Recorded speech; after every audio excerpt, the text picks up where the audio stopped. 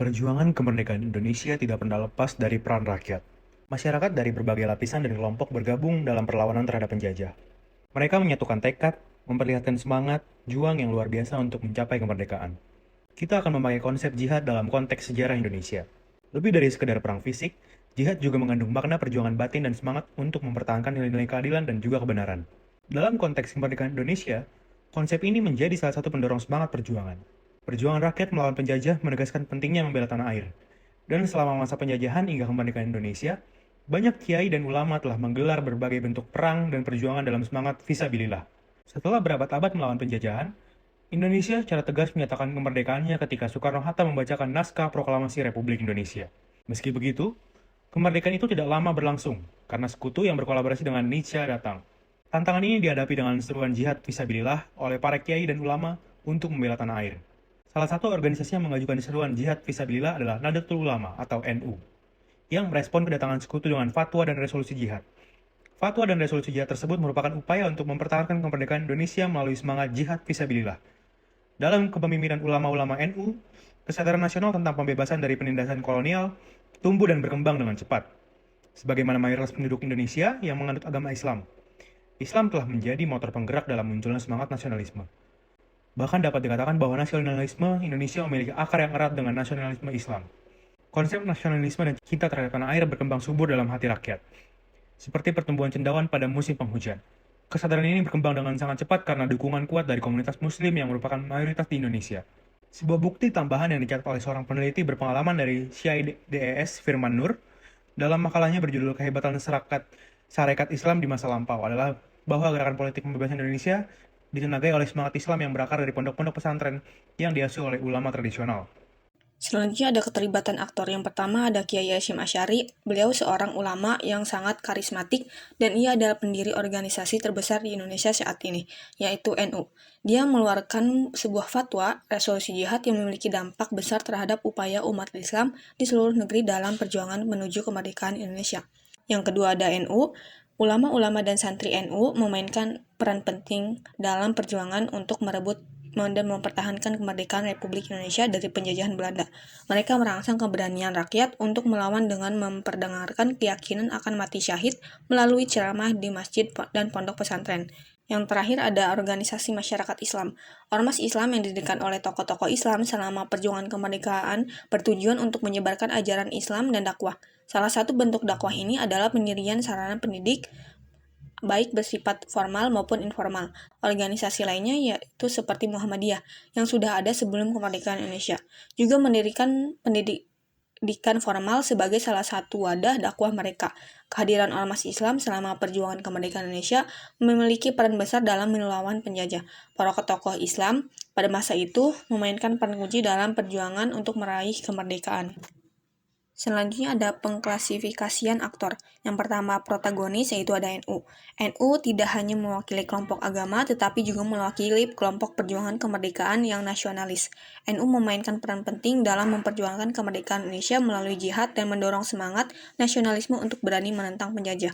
NU mempertahankan ideologi agama dan nasionalisme sebagai bentuk cinta tanah air. Yang kedua itu ada antagonis, yaitu pemerintah Belanda. Tindakan penjajah yang dilakukan oleh Belanda terhadap perjuangan jihad dan pejuang kemerdekaan Indonesia sangat mempengaruhi perjalanan sejarah Indonesia. Pembatasan kebebasan beragama, berbicara, dan berkumpul yang dilakukan oleh penjajah Belanda menyebabkan semangat jihad dan nasionalis dalam memperjuangkan kemerdekaan semakin meningkat. Yang pertama itu ada penjajah Belanda melakukan tindakan pembatasan terhadap kebebasan berkumpul di Indonesia, serta melarang kegiatan organisasi-organisasi yang memperjuangkan kemerdekaan Indonesia seperti Sarekat Islam. Ada aktor pendukung. Yang pertama itu ada Kiai Hasyim Asy'ari. Beliau merupakan seorang ulama tersohor yang memiliki jiwa nasionalis yang kuat. Adapun beberapa langkah yang beliau lakukan untuk memperjuangkan kemerdekaan Indonesia yaitu mengeluarkan resolusi jihad pada 22 Oktober 1945, di mana dalam resolusi tersebut menyerukan kepada para umat muslim untuk berani mengangkat senjata dan melawan para penjajah. Yang kedua itu ada organisasi masyarakat Islam. NU dan Muhammadiyah memperjuangkan kemerdekaan Indonesia melalui pendidikan, dakwah Islam, gerakan sosial, dan gerakan bersenjata. Yang pertama ada dimensi politik. Adapun peran NU dalam dimensi politik selama masa perjuangan kemerdekaan Indonesia adalah dengan menyediakan wadah dalam bentuk organisasi pemuda yang bersifat nasionalis dan agamis. Selain itu, NU tidak hanya melawan penjajah melalui jihad, tetapi juga memperjuangkan hak-hak dan menentang kebijakan-kebijakan politik yang tidak menguntungkan pribumi pada masa itu. Selain itu, peran para ulama dalam memperjuangkan kemerdekaan Indonesia tidak hanya sekedar memobilisasi dan mengobarkan semangat jihad para santri dan masyarakat, tetapi juga memiliki tujuan untuk dapat mempengaruhi pemerintah agar dapat segera menentukan sikap tegas sebagai upaya untuk melawan kekuatan asing yang ingin merebut dan menggagalkan kembali kemerdekaan Indonesia. Yang kedua ada dimensi ekonomi. Pengaruh tersebut juga rupanya meluas kepada sektor ekonomi baik dalam aktivitas perdagangan, tukar-menukar, dan kegiatan ekonomi lain, di mana pada saat itu aktivitas pasar tidak hanya dipengaruhi oleh daya beli masyarakat saja, tetapi juga dipengaruhi oleh hari-hari besar Islam. Belanda melihat kegiatan yang dilakukan oleh masyarakat muslim mempunyai fungsi ganda, yang tidak hanya menyebarkan dakwah tetapi juga berdagang. Hal itulah yang mengakibatkan usaha perdagangan milik Belanda merasa terancam. Yang ketiga ada dimensi sosial. Jihad dalam memperjuangkan kemerdekaan Indonesia menciptakan rasa persatuan di antara berbagai kelompok etnis dan agama di Indonesia. Perjuangan bersama dalam melawan penjajah membantu memperkuat identitas nasional Indonesia dan mengurangi perpecahan sosial yang mungkin ada di antara kelompok-kelompok pejuang kemerdekaan Indonesia. Yang terakhir ada dimensi budaya. Pada saat itu, Jepang datang dengan membawa kebudayaan Seikirei, yaitu kegiatan membukukan badan 90 derajat menghadap ke arah Tokyo pada setiap pukul 7 waktu Indonesia Barat untuk menghormati Kaisar Jepang, Tenno Heika. Namun, Kiai Haji Hashim Asy'ari menentang keras dan menganggap hal tersebut merupakan sebuah dosa besar, karena membungkukkan badan seperti itu menyerupai gerakan ruku dalam sholat, dan hanya diperuntukkan untuk menyembah Allah, dan haram hukumnya untuk membungkukkan badan seperti itu kepada Kaisar Tenno Heika. Akibatnya, Kiai Haji Hashim Asy'ari yang pada saat itu berusia 70 tahun dijebloskan ke dalam penjara di Jombang pada April 1942, kemudian dipindahkan ke Mojokerto, lalu ke penjara di Surabaya. Selama menjadi tawanan Jepang, Kiai Haji Hashim Asy'ari disiksa hingga jari-jari kedua tangannya remuk tak lagi bisa digerakkan. Hal tersebut menjadi salah satu dimensi budaya yang mempengaruhi jihad dan perjuangan kemerdekaan Indonesia. Tantangan dan strategi. Yang pertama, Nahdlatul Ulama. Sepanjang sejarahnya, Nahdlatul Ulama atau NU telah menghadapi banyak masalah sebagaimana berikut. Yang pertama, adanya penindasan politik. Organisasi NU menghadapi penindasan politik dari pemerintahan kolonial Belanda pada tahun awal-awal.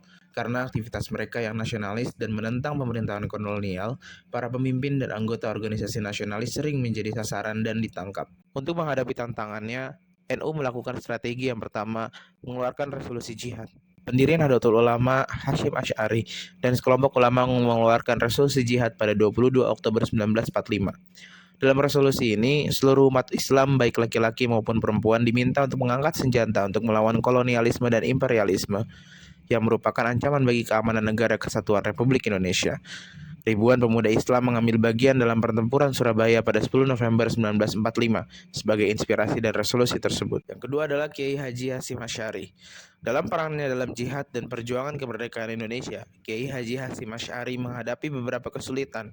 Beberapa tantangan tersebut antara lain yang pertama, Kiai Haji Hashim Asy'ari harus berupaya menjaga persatuan di antara umat Islam yang beragam di Indonesia. Ia memainkan peran penting dalam menyatukan berbagai kelompok Islam di bawah payung Nahdlatul Ulama dan mendorong tujuan bersama dalam perjuangan dan kemerdekaan. Langkah yang beliau ambil untuk menghadapi tantangan tersebut yang pertama adalah menggembleng Hizbullah dan Sabilillah. Kiai Hashim Asy'ari memainkan peran penting dalam mengatur dan menggerakkan dua kelompok paramiliter yang mendukung gerakan kemerdekaan Indonesia, Hizbullah dan Sabilillah. Yang ketiga adalah pemerintah Belanda. Tantangan yang mereka hadapi adalah para ulama dan tokoh nasionalis pemimpin rakyat Indonesia dalam melawan pemerintah kolonial Belanda dengan senjata.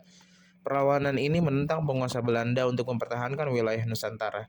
Akibat adanya perlawanan hal tersebut menjadi tantangan bagi Belanda dalam menghadapi permasalahan tersebut. Strategi yang Belanda ambil yang pertama adalah seperti menghitungkan perjuangan kemerdekaan Indonesia, pemerintah Belanda menggunakan strategi divide et impera yang berarti memecah dan menaklukkan. Belanda menggunakan taktik ini untuk memecah belah masyarakat Indonesia berdasarkan status sosial, agama, dan suku. Tujuannya adalah untuk mempertahankan kendali mereka.